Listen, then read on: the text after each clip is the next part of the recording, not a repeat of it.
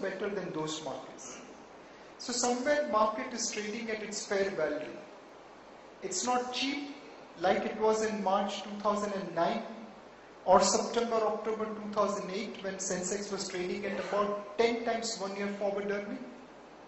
It's not expensive either like it was in January 2008 when market was trading at 21 times 1 year forward earning.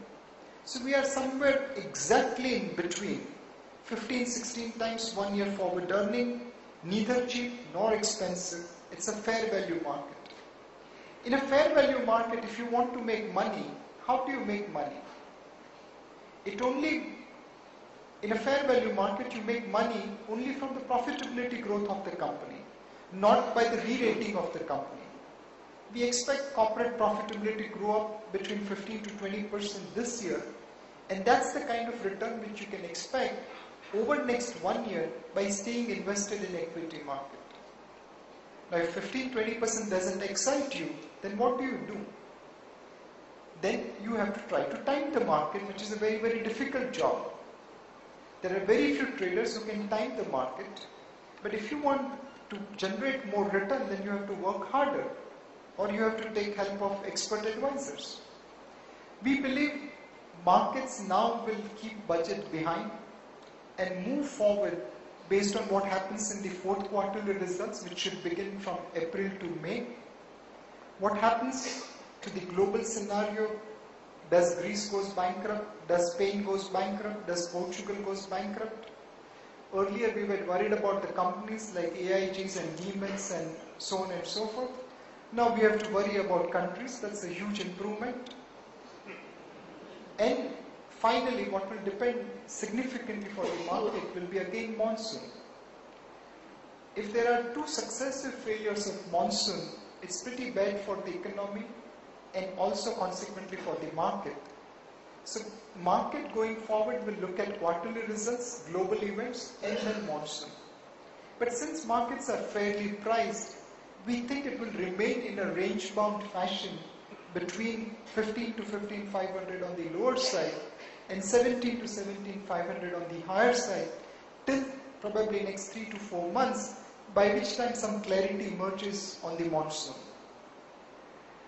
In some sense, every correction will provide great opportunity to enter into market, and probably if a spike occurs, you can try to take some profit out of the market.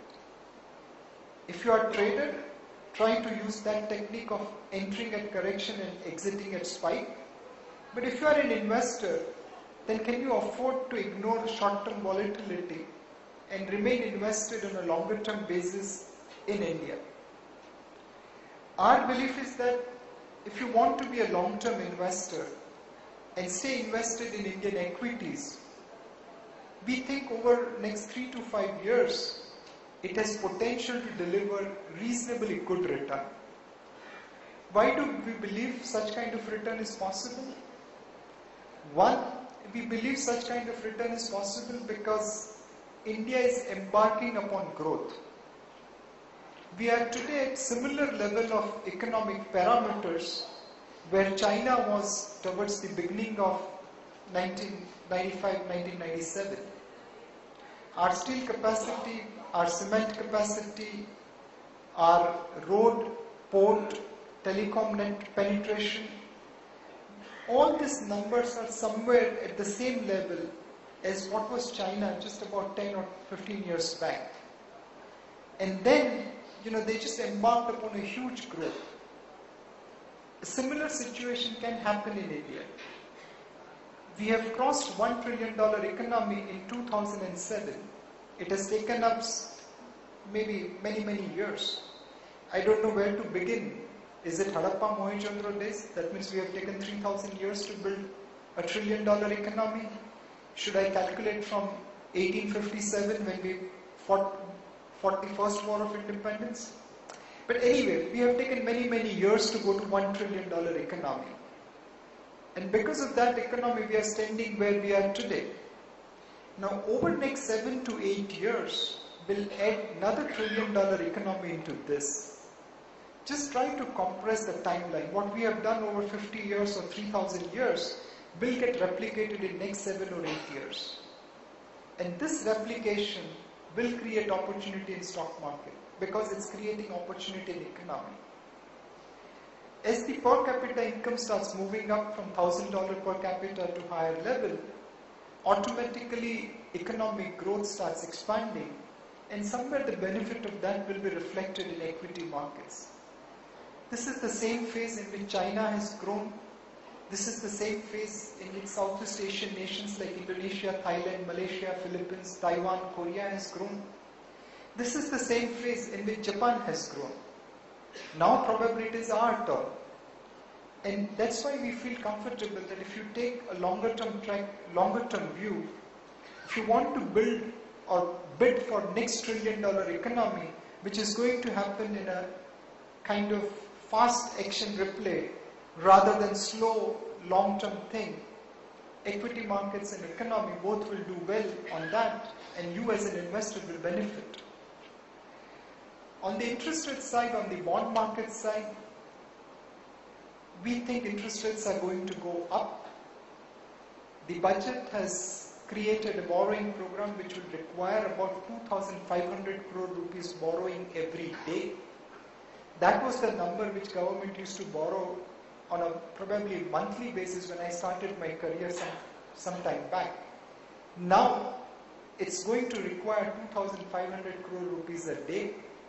Clearly our economy, our banking system doesn't have ability to absorb that kind of borrowing program, and hence there's no option but for interest rates to go up. Because of this borrowing program, will we go back to the earlier days where government securities used to give us 14% return and the corporate fixed deposit used to give us 20% return?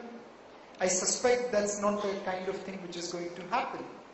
Today government securities are at about 8% and corporate FDs are at about 9%.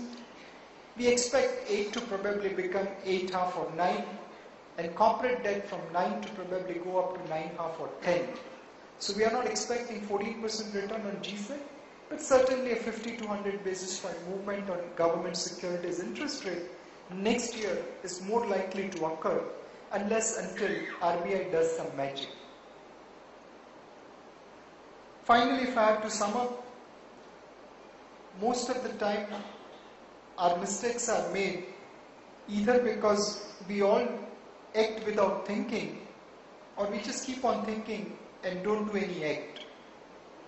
If you see various turns of the market, at 8,000, all of us knew in the bottom of our heart that this is the time to buy equity.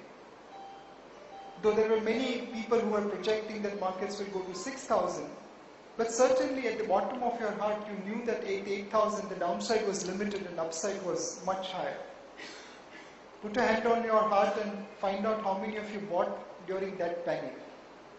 My suspicion is that unless until you are lying, that's not going to be a big number. On the other hand, in Jan 2008 at 21,000 level, though there were many people who were predicting 25,000 level of index, at the bottom of the heart we knew that we have made too much of money. The stocks have just delivered too much of return too quickly, and we don't deserve this. Again, put hand on your heart and figure out how many of you booked your profit. And again, if you're not lying, that number is not going to be significant. So somewhere all of you know what was right, it just didn't get executed.